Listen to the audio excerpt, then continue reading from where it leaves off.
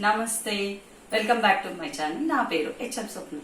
ఈరోజు ఒకటి మీకు సాస్ చూపించబోతున్నాను. అది ఎలా చేయాలో మీకు చూపిస్తాను. దాని పేరు వచ్చేసి సిజ్వాన్ సాస్. అది చేయడం మనం కొట్టుకొచ్చుకొని వాడతాం ఎక్కువ శాతం, కానీ అది ఇంట్లో ఉండే ఐటమ్స్ తోని ఎలా చేయాలి అనేది మీకు చూపిస్తున్నాను. ఆ సాస్ అనేది దేనికి యూజ్ అవుతుంది అనేది అంటే ఫ్రైడ్ ఐటమ్స్ కి యూజ్ చేయొచ్చు, డిప్ ఐటమ్స్ కి యూజ్ చేయొచ్చు, ఏమన్నా బేక్ చేసుకోవడానికి యూజ్ అవుతుంది. చాలా దానికి యూజ్ చేసుకోవడానికి వస్తుంది ఆ సాస్. దీనికే చెయ్యాలి అనేది కాదు, అది మనం ఎలా యూజ్ చేసుకుంటే దానికి వస్తుంది.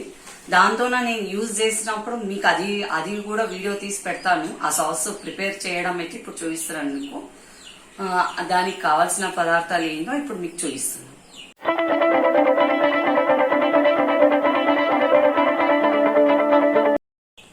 ఇప్పుడు దానికి కావాల్సిన పదార్థాలు అన్నాను కదా, ఇవి ఎండుమిర్చి. ఏం చేశానంటే కట్ చేసి దీనిలో సీడ్ తీసేసి నానబెట్టాను ఒక 2 hours బిఫోర్. కాశ్మీరీ మిర్చి దొరికితే అది వాడొచ్చు, అవి సీడ్లెస్ ఉంటాయి. అవి అవైలబుల్ లేకుంటే ఇవి మన ఇంట్లో ఎప్పుడు డ్రై చిల్లీస్ ఎప్పుడు అవైలబుల్ ఉంటాయి కాబట్టి అవి సీడ్స్ తీసేసి ఇవి నానబెట్టుకోవచ్చు. ఇవి కూడా వస్తుంది.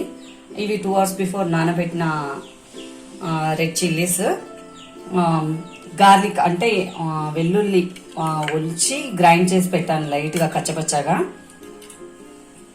తర్వాత పంచదార, షుగర్, మిరియాల పౌడర్, ఆయిల్ ఒక బౌల్ నిండా పడుతుంది ఆయిల్, కొద్దిగా కొత్తిమీర, నిమ్ముప్పు, సోయా సాస్, ఉప్పు, అల్లం, తరిగిన అల్లం, ఇది కొద్దిగా కార్న్ఫ్లోరు, చల్లనీళ్ళు. కొద్దిగా మనకు చల్లనీళ్ళు అవసరం, చల్లనీళ్ళు. అయితే ఫస్ట్ నానబెట్టి పెట్టాం కదా ఎండుమిర్చి, అవి గ్రైండ్ చేసుకోవాలి.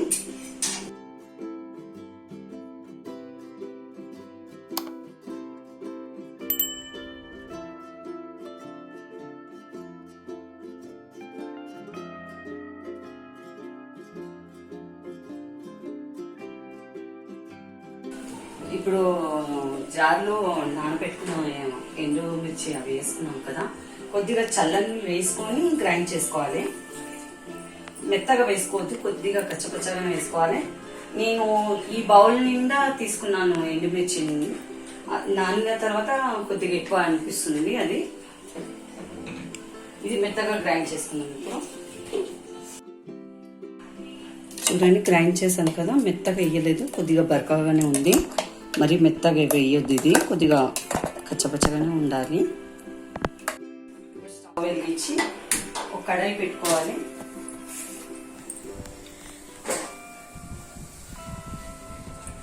సిమ్లోనే పెట్టుకోవాలి. ఒక బౌల్ నిండా ఆయిల్ అన్నాను కదా, ఆయిల్ ఎక్కువనే పడుతుంది సాస్కి. ఇది స్టోరేజ్ ఉంటుంది కాబట్టి కొద్దిగా ఆయిల్ పడుతుంది ఎక్కువని.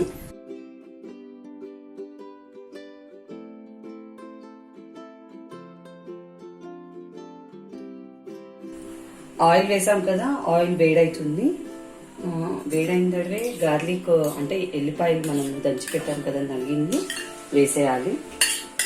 ఏవి రోస్ట్ కావద్దు, ఒక కొద్దిగా ఆయిల్లో ఫ్రై అయిపోవాలంతే.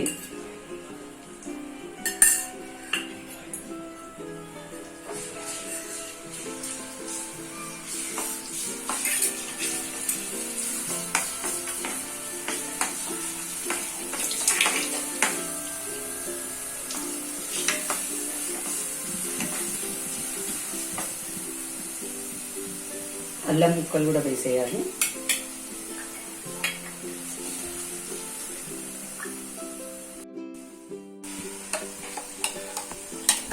ఇప్పుడు ఎండుమిర్చి నానబెట్టింది పేస్ట్ వేసాం కదా, అది కూడా వేసేస్తున్నాను. వెల్లుల్లి, అల్లం ఏవి రెడ్గా కావద్దు, రోస్ట్ అవ్వద్దు అసలు.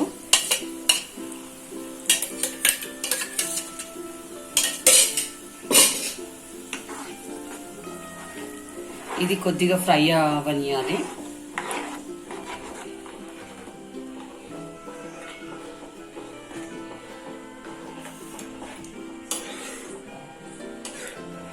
ఆయిల్ ఇంత ఎక్కువ అని ఎందుకు వేసాను అంటే ఈ సాస్ అనేది 3-4 months స్టోరేజ్ ఉంటుంది. ఇది అయినాక చల్లగా అయినాక ఒక మంచి టైట్ గ్లాస్ బౌల్లో వేసి ఫ్రిడ్జ్లో పెట్టుకుంటే 3-4 months కంపల్సరీ యూజ్ చేయొచ్చు. అసలు ఏం ఖరాబ్ కాదు. కాకపోతే కరెక్ట్గా అన్ని వేసే విధానంగా కరెక్ట్ వేసి చేసుకుంటే చాలా బాగుంటుంది.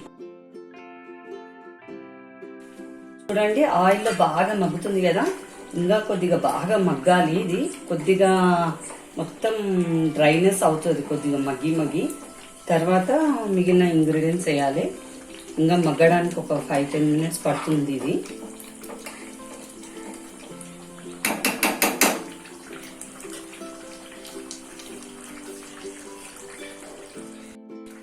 ఫస్ట్ చూడండి మొత్తం ఎంత ఆయిల్ ఒక్కటే కనిపిస్తుంది, ఈ గ్రేవీ అంతా ఇట్లా డ్రైనెస్ లాగా కనిపిస్తుంది చూడండి.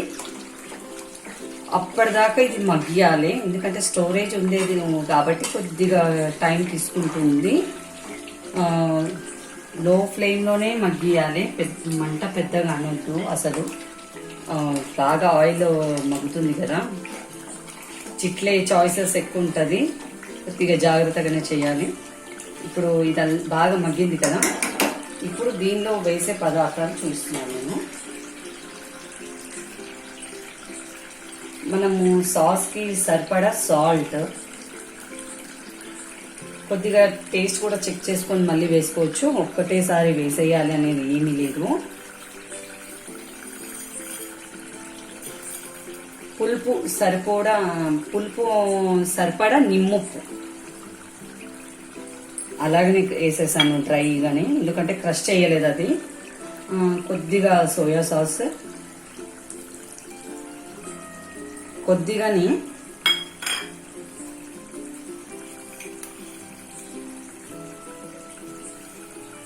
షుగర్ 3 spoons వేసాను నేను చిన్న స్పూన్తోనే.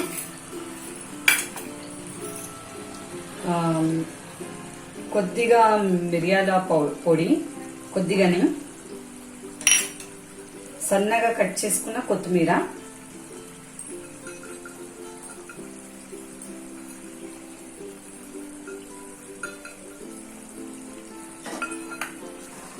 ఇవి అన్నీ వేసాం కదా, మళ్ళీ ఒక 5 minutes ఇవన్నీ వేసినందుకు మగ్గియాలి.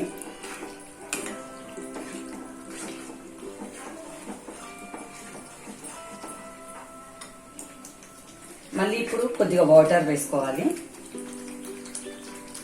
కొన్ని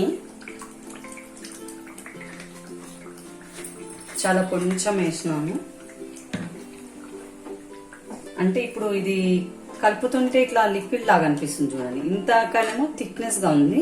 ఇప్పుడు కొద్దిగా వాటర్ వేసాను కాబట్టి కొద్దిగా లిక్విడ్ లాగా అనిపిస్తుంది. కొద్దిగా ఎక్కువ పడితే కూడా పర్లేదు, కొద్దిగా ఎక్కువసేపు మగ్గిస్తే సరిపోతుంది. దానికి ఏం టెన్షన్ పడాల్సిన అవసరం లేదు.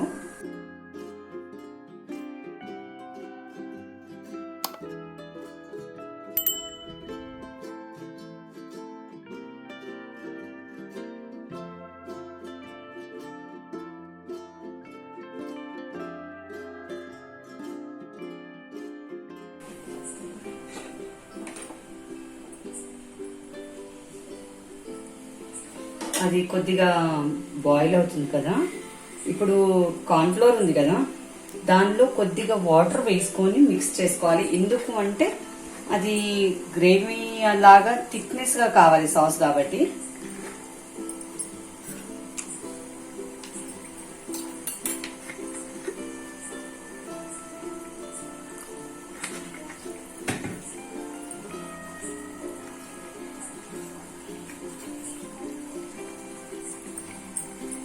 ఎక్కువ వేయొద్దు కార్న్ ఫ్లోర్, చాలా తక్కువ క్వాంటిటీ యూజ్ చేయాలి సాస్ని బట్టి.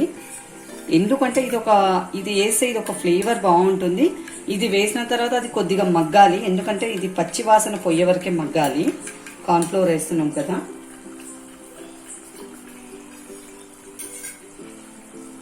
ఇప్పుడు ఇది చూడండి ఎలా బాయిల్ అవుతుందో. స్మెల్ అయితే చాలా బాగా వస్తుంది. మీరు ఇది ట్రై చేసినప్పుడు మీకు దీని స్మెల్ తెలిసిపోతుంది. ఇప్పుడు కార్న్ ఫ్లోర్ కలిపాము కదా లిక్విడ్ లాగా, కొద్దిగా వేసుకుంటూ ఇలా కలుపుతూ ఉండాలి. వేసి తర్వాత కలపొద్దు, వేసుకుంటూ కలపాలి.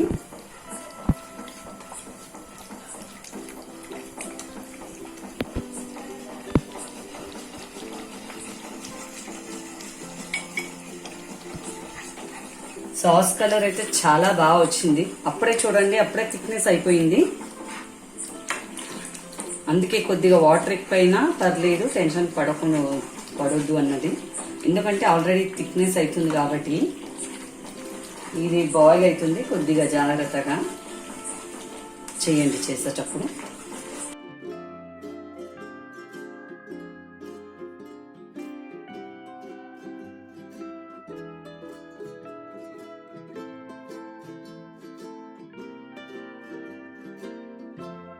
చూడండి బాగా మగ్గిపోయింది. ఇప్పుడు కార్న్ఫ్లోర్ వేసినాక ఒక 2-3 నుంచి ఒక 5 మినిట్స్ మగ్గించాను. బాగా మగ్గింది. ఆయిల్ అంతా ఇట్లా బయటకు వచ్చేసింది చూడండి.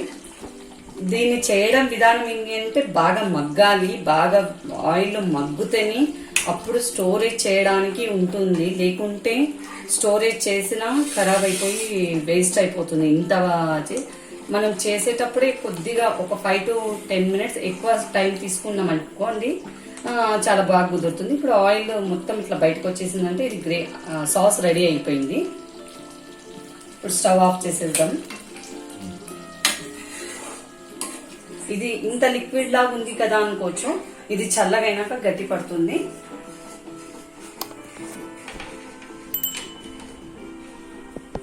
దీన్ని ఒక బౌల్లో వేస్తున్నాను.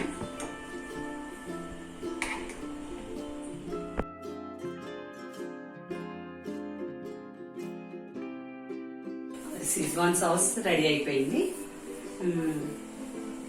ఇంత సాస్ అంటే మనకు చాలా దానిలోకి యూజ్ చేసుకోవడానికి వస్తుంది. నేను నెక్స్ట్ వీడియోలో మీకు దేనికి యూజ్ చేస్తున్నాను కూడా మీకు చూపిస్తాను. అంటే ఇది చాలా హాట్ ఉంది, వేడి ఉంది. అయినా పర్లేదు, మీ కొరకు కొద్దిగా టేస్ట్ చేసి చెప్తాను ఎలా వచ్చిందో.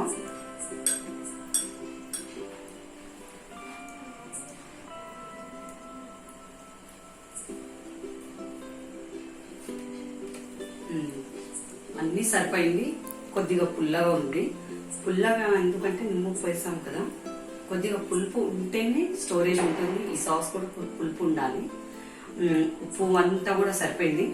మనం ఒకసారి టేస్ట్ చేసినప్పుడు మనకు సాల్ట్, షుగరు, నిమ్ముప్పు తగ్గింది అనుకోండి, మళ్ళీ వేసుకోవచ్చు. అది వేడిగా ఉంటుంది కాబట్టి కరిగిపోతుంది. దాని టెన్షన్ లేదు తక్కువైంది ఇలా వచ్చింది అనేది ఏం లేదు.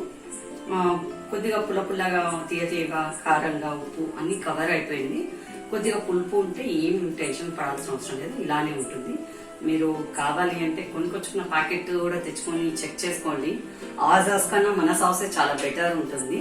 అది ఎలా చేసిందో కూడా తెలియదు కాబట్టి ఇది మనం ట్రై చేసుకొని స్టోరేజ్ చేసుకుంటే చాలా బాగుంటది. మనం చేసుకున్నామంటే మనకు చాలా హ్యాపీనెస్ ఉంటుంది. ఎందుకంటే మనం ప్రిపేర్ చేసుకున్నాం కాబట్టి మనం ఎలా వచ్చింది, అది బయట కొనుక్కొచ్చుకున్నది అనే దాని గురించి టెన్షన్ పడాల్సిన అవసరం ఉండదు. కంపల్సరీ ఇది ట్రై చేయండి. మీరు ట్రై చేసి మీకు ఎలా వచ్చిందో కామెంట్ సెక్షన్ లో చెప్పండి.